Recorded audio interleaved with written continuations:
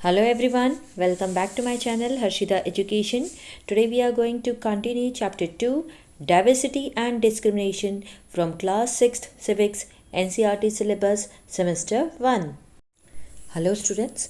So today we are continuing from chapter 2nd. We are going to continue and page number 17. The topic is inequality and discrimination. So discrimination happens when people act on their prejudice or stereotypes. If you do something to put out people down, if you stop them from taking part in certain activities and taking up jobs, or stop them from living in certain neighborhoods, prevent them from taking water from the same well or hand pump, or not allow them to drink tea in the same cups or glasses as others, you are discriminating against them. तो inequality का मतलब होता है असमानता और discrimination का मतलब होता है भेदभाव। तो भेदभाव तब होता है जब लोग उनके प्रेजुडाइज और स्टीरियोटाइप्स पर एक्ट करते हैं। यदि आप दूसरे लोगों को नीचे रखने के लिए कुछ करते हैं, अगर आप उन्हें कुछ एक्टिविटीज़ में भाग लेने और नौकरी लेने से रोकते हैं, या फिर अपने पड़ोस में रहने से रोकते हैं, या फिर उन्हें उसी कुएं से या फिर हैंडपम्प से पानी लेने से रोकते हैं, या फिर उन्हें दूसरों के जैसे आप कह सकते हैं कप या ग्लास में चाय पीने की अनुमति नहीं देते, तो आप कह सकते हैं कि आप उनके साथ भेदभाव कर रहे हैं। Discrimination can take place because of several reasons. You probably recall from the previous chapter that Sameer 1 and Sameer 2 were different from each other in many ways. For example, they belong to different religions. This is an aspect of diversity. However, this diversity can also be a source of discrimination. Groups of people who may speak a certain language, follow a particular religion, live in specific regions, etc. may be discriminated against as their customs or practices may be seen as inferior. तो भेदभाव कई कारणों से हो सकता है। आप शायद पिछले चैप्टर में अपने अगर आप उसे याद करें कि समीर 1 और समीर 2 एक दूसरे से किस तरह अलग थे, तो एग्जाम्पल के लिए बताया है कि दोनों के बीच में कितनी विभिन्नताएं थीं, दोनों अलग धर्म के थे। तो आप ऐसा कह सकते हैं कि डाइवर्सिटी का एस्पेक्ट है, मतलब एक डाइवर्सिटी एक इसका एस्पेक्ट हो सकता है। हालांकि इसी विविधता के कारण लोगों के बीच भेदभाव भी होता है। लोगों का एक समूह जो एक पर्टिकुलर भाषा बोलता है, या पर्टिकुलर रिलीजन फॉलो करता है, या पर्टिकुलर जगह पे वो रहता है, तो उनके साथ भेदभाव किया जा सकता है कि क्योंकि हो सकता है वो पर्टिकुलर किसी धर्म से बिलोंग करते हों, या किसी जाति से बिलोंग करते हों, या जिसको बहुत ही ज़्यादा इन्फीरियर माना जाता है। इन्फीरियर का मतलब होता है हीन माना जाता है, सबसे नीचा माना जाता है।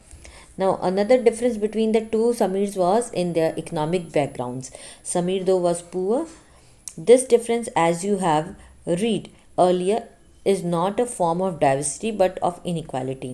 People who are poor do not have the resources or the money to meet their basic needs of food, clothing, and shelter.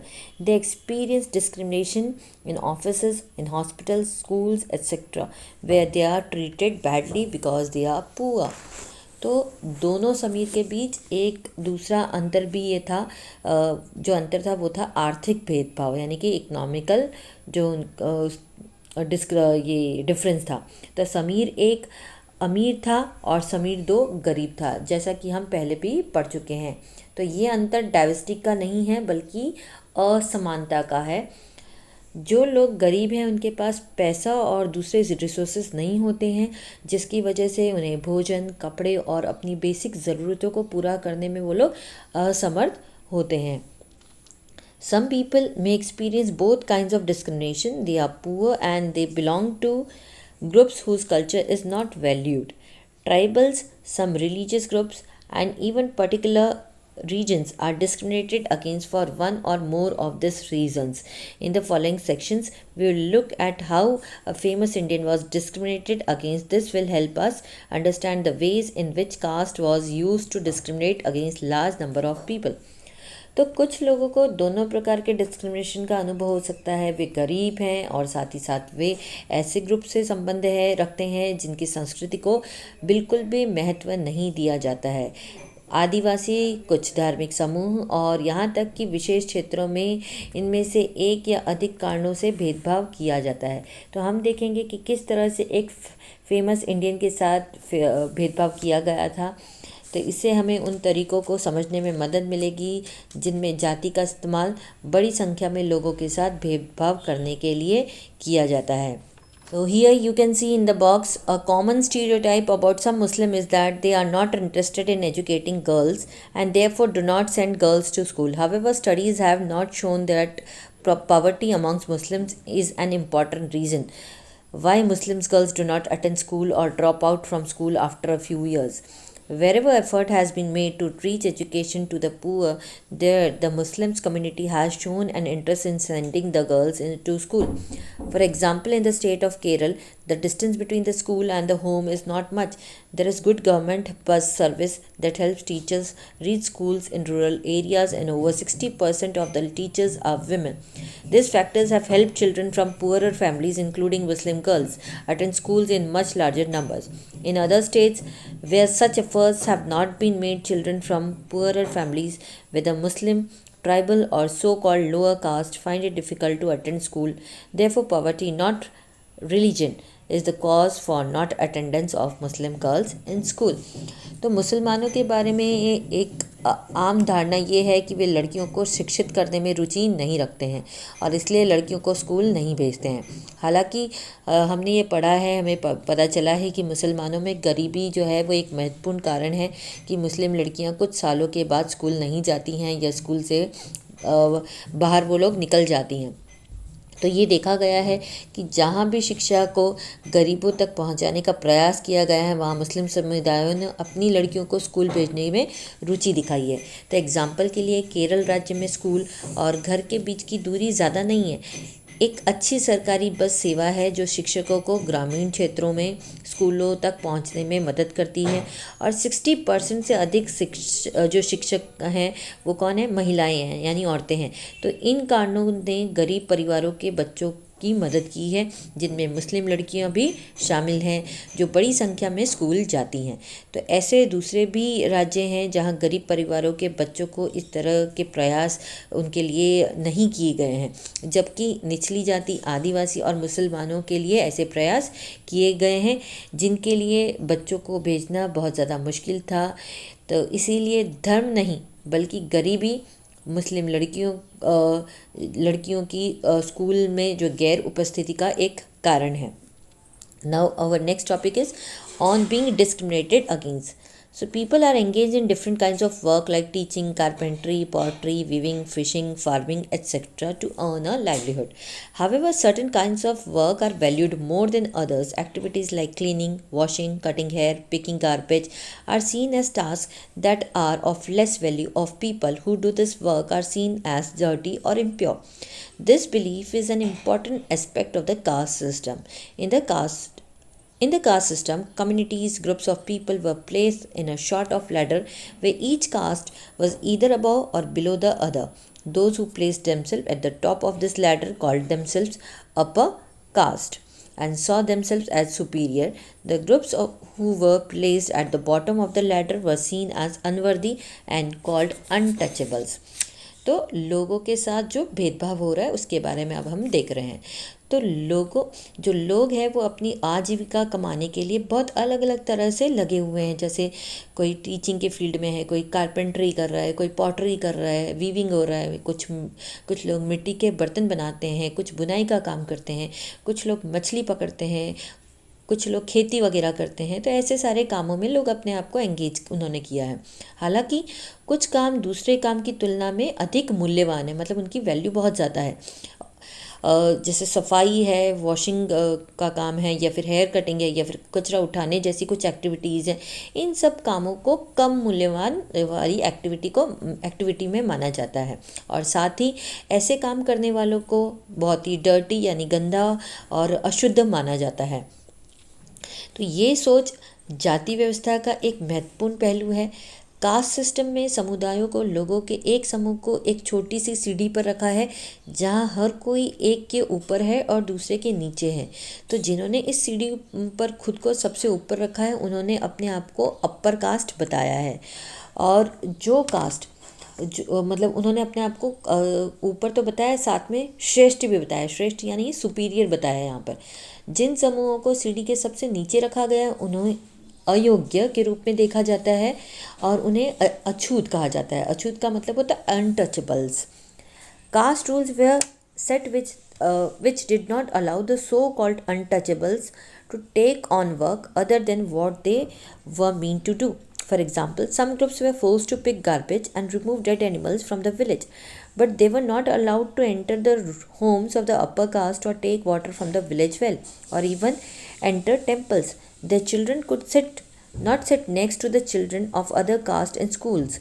Thus, upper caste acted in ways which did not give the so-called untouchables the same rights as they enjoyed. तो जाति नियम निर्धारित किए गए थे जिसकी वजह से जो अछूत हैं यानी जो अनुसूचित जाति के हैं उन्हें कुछ काम करने के लिए मजबूर किया जाता था। तो एग्जाम्पल के लिए कुछ समूहों को कचरा उठाने और गांव में जो मरे हुए जो जानवर हैं उनको निकालने के लिए मजबूर किया जाता था, लेकिन उन लोगों को उच्च जातियों के घरों में प्रवेश करने या फिर गांव में जो कुएं हैं उसमें से पानी निकालने के लिए, यहाँ तक कि मंदिरों में प्रवेश करने की भी अनुमति नहीं थी। तो उनके बच्चे स्कूल में जब जाते थे तो दूसरी जातियों के बच्चों के बगल में नहीं बैठ सकते थे। उच्च जाति इस तरह से एक्ट करती थी जिसकी वजह से अछूतों को वैसा ही अधिकार नहीं देते थे जैसा उन्हें मिलता था। Dr. Bhimrao Ambedkar, one of the greatest leaders of India, shares his first experience of caste-based discrimination which took place in 1901.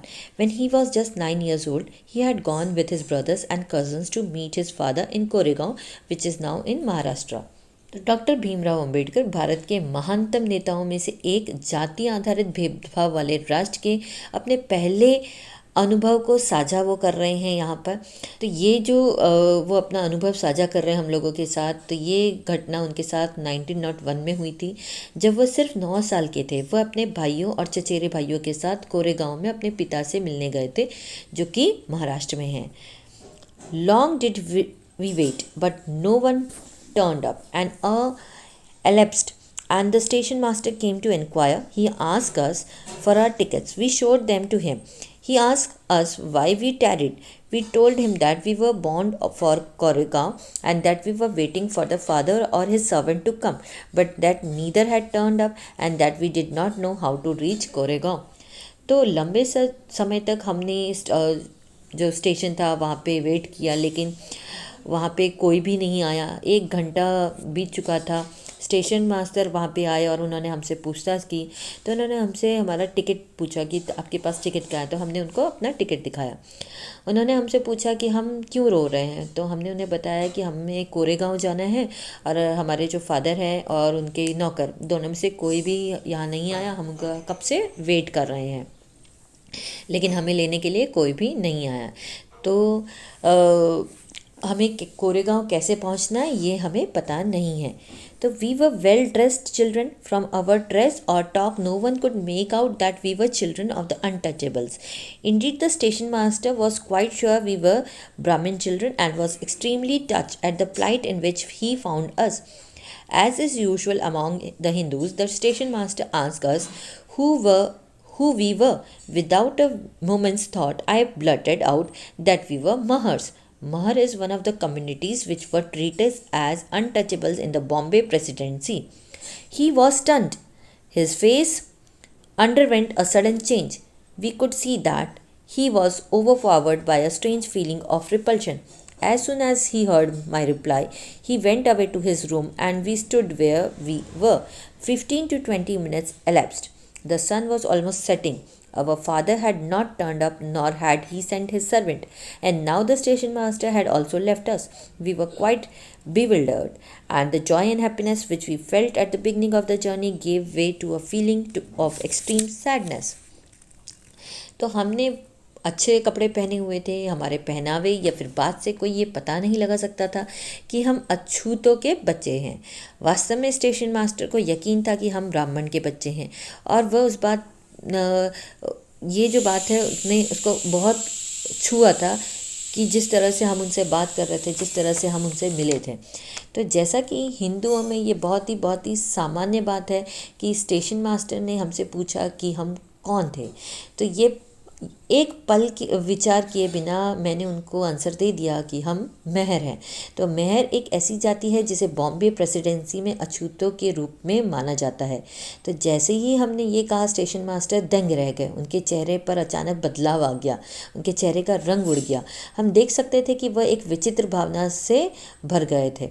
जैसे ही उन्होंने मेरा जवाब सुना, वो अपने कमरे में चले गए और हम जहाँ थे वहीं खड़े रह गए। 15 से 20 मिनट बीत चुके थे। सूरज लगभग डूब रहा था और हमारे जो फादर थे, न तो वो आए, न ही उन्होंने अपने नौकर को भेजा। स्टेशन मास्टर भी हमें छोड़कर जा चुके थे। अब हमें काफ़ी डर लग रहा था। शुरुआत में जब हम यात्रा कर रहे थे तो हमें बहुत ही अच्छा लग रहा था, बहुत ही अच्छा अनुभव था।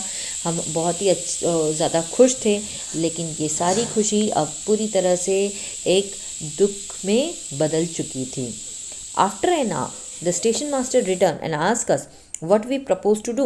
We said that if we could get a bullock cart on hire, we would go to Koregaon, and if it was not very far, we would like to start straightway. There were many bullock carts plying for hire, but my reply to the station master that we were mahas had got round among the cartmen, and not one of them was prepared to suffer being polluted and to demean himself carrying passengers of the untouchable classes. We were prepared to pay double the fare, but we found that money did not work. The station master, who was negotiating on our behalf, stood silent, not knowing what to do. तो आधे घंटे के बाद station master लौट कर आए और हमसे पूछा कि हमने क्या करने का सोचा है। तो हमने कहा कि अगर हमें भाड़े पर कोई बैलगाड़ी मिल सके तो हम कोरेगांव जा सकते हैं, और अगर ये बहुत दूर नहीं है तो हम सीधे ही निकल जाएंगे। भाड़े पर कई बैलगाड़ियाँ चल रही थी, लेकिन स्टेशन मास्टर को मैंने कहा कि मैं काफ़ी चक्कर लगा चुका हूँ, लेकिन मुझे कोई भी बिठाने को तैयार नहीं है, क्योंकि उनको ऐसा लगता है कि हमारे बैठने से उनकी बैलगाड़ी अपवित्र हो जाएगी। तो मैं उनको भाड़े के रुपए में डबल भाड़ा देने को भी तैयार हूँ, लेकिन वो मना कर रहे हैं। तो अब स्टेशन मास्टर जो हमारे लिए बातचीत कर रहे थे, उन्हें भी कुछ समझ नहीं आ रहा और वो एकदम चुप हो गए। Doctor Bhimrao Ambedkar 1891 to 1956 is considered the father of the Indian Constitution and is also the best known leader of the Dalits. Dr. Ambedkar fought for the rights of the Dalit community. He was born into the Mahar caste, which was considered untouchable. The Mahars were poor, owned no land, and children born to them also had to do the work their parents did. They lived in spaces outside the main village and were not allowed into the village. तो doctor Bhimrao Ambedkar, जिनका जन्म 1891 में हुआ था, ये भारतीय संविधान का इनको जनक माना जाता था और दलितों के सबसे प्रसिद्ध नेता माने जाते थे। डॉक्टर अंबेडकर ने दलित समुदाय के अधिकारों के लिए लड़ाई लड़ी थी। उनका जन्म मेहर जाति में हुआ था, जिसे अछूत माना जाता था। मेहर गरीब थे, उनके पास कोई ज़मीन नहीं थी और उनके बच्चों को भी वही काम करना पड़ता था जो उनके माता पिता करते थे। वे मुख्य गांव के बाहर के स्थानों में रहते थे और उन्हें गांव में रहने या जाने की अनुमति बिल्कुल भी नहीं थी। Dr. Ambedkar was the first person from his caste who completed his college education and went to England to become a lawyer. He encouraged Dalits to send their children to school and college. He also urged Dalits to take on different kinds of government jobs in order to move out the caste system. He led many efforts of Dalits to gain entry into temples. Later in life, he converted to Buddhism in his search for a religion that treated all members equally. Dr. Ambedkar believed that Dalits must fight the caste system and work towards a society based on respect, not just for a few but for all persons. तो doctor Ambedkar college के पहले व्यक्ति थे जिन्होंने वकील बनने के लिए इंग्लैंड वो गए थे।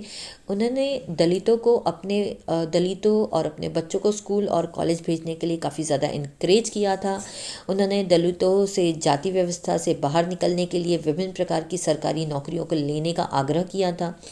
दलितों के कई प्रयासों का नेतृत्व उन्होंने किया। बाद में जीवन में उन्होंने धर्म के लिए अपनी खोज में बौद्ध धर्म में परिवर्तन किया, जिसने सभी सदस्यों के साथ समान व्यवहार किया। डॉक्टर अंबेडकर का मानना था कि दलितों को इस जाति व्यवस्था से लड़ना चाहिए और न केवल कुछ लोगों के लिए बल्कि सभी व्यक्तियों के सम्मान के आधार पर समाज के लिए काम करना चाहिए. So till here, in our next video we'll continue the chapter. Bye bye.